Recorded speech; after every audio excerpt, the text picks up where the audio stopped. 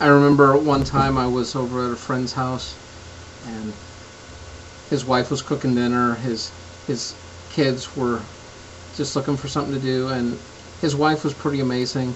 She was cooking dinner and out playing, um, throwing balls, wiffle balls, to her son, trying to teach him how to bat.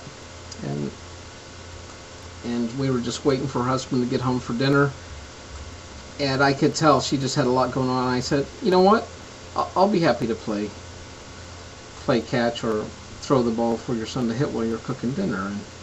And she went in the house. And what I had observed, well, when she was playing with her son, she'd pitch and he'd swing and he'd miss and he'd get so frustrated. And after a few pitches, he's like crying and stomping his feet and throwing the bat.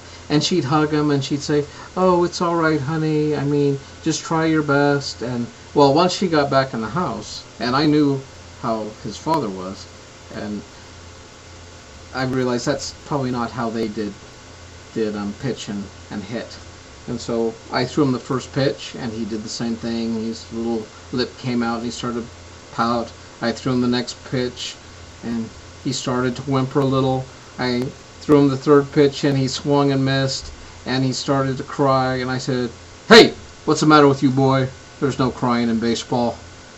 Because I was trying to teach him lessons as a young man, that if he didn't act like this when he played, if he wasn't tough, if he wasn't strong, if he wasn't self-confident, I mean, he was going to get eaten alive, he was going to get made fun of, and that's simply our culture, our society, and our norms. Not that there's anything wrong with crying and being sensitive, but at least in our society as a young man, it could have been very difficult for him.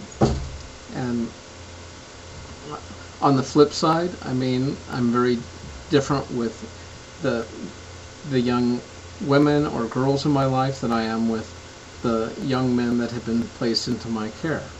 I mean, I want the young men to learn to be tough, to have honor, courage, to stand up, to protect others, to speak up for the defenseless, to have lots of integrity, to mean what they say. And I want that for the young women in my life too, but I want them also to be gentle, kind, sensitive, loving, compassionate, nurturing. And yes, I want that for the young men in my life, but there do seem to be some different gender roles or traits that we associate with. And I know that some of those are stereotypes, and there's a lot more crossover now than I've seen before, and I see a lot of it as being a very positive things. Women who have a lot more self-confidence, more self-assured, also a lot of honor and integrity among women, a lot of good leadership skills, and you also see a lot more sensitive and gentle men, a lot more caring, nurturing, compassionate. And my final conclusion I wanted to make on this, looking at some of the strengths and weaknesses, and I know this isn't Carol Gilligan, and I don't know what she thinks about Jesus or any of that, but when I was looking at that chart of masculine and feminine traits, all I could think of was this was such a beautiful image of Jesus Christ. He was very strong, manly man. He was a leader. He is willing to speak his convictions firmly.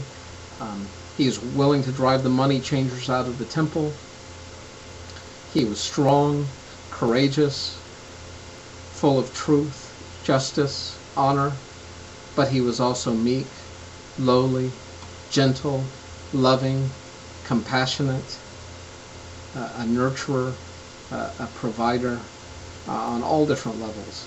And I think he's a perfect role model for us as men and women, that we can share in both of these masculine and feminine virtues in the person of Christ. It's not like we just have to be one or the other. We don't have to live up to these social norms of, well, this is what a man's supposed to be like, or this is what a woman's supposed to be like, or you're not being very masculine, or you're not being very feminine. In Christ, I believe, we can truly transcend these gender distinctions, and we can take the best of both.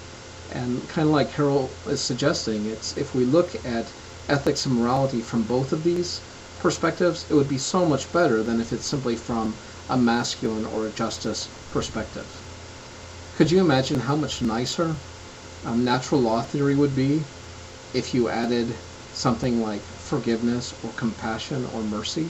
I mean, it would be so much better. I mean, that's one of my biggest problems with natural law theory.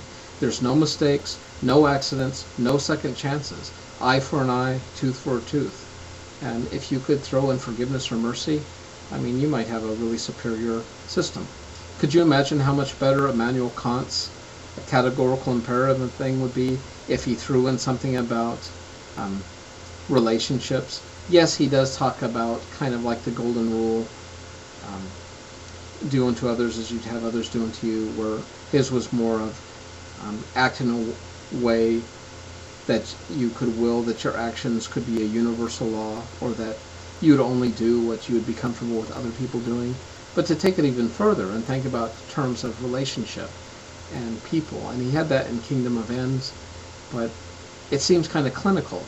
I don't feel a lot of closeness or humanity from Kant. He seems more like a Vulcan or a computer program that was like, give us the best ethical theory. And it's kind of like that's what we get, where Carroll brings a lot of humanity, I think, to the discussion.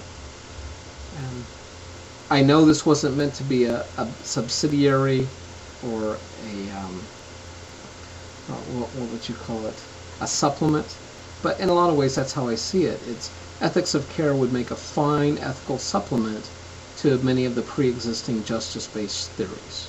And so take this for what it's worth. Carol, I hope I gave your theory its just presentation, and I hope my own personal views and applications were distinct. All right. Next up, I believe, will be existential ethics.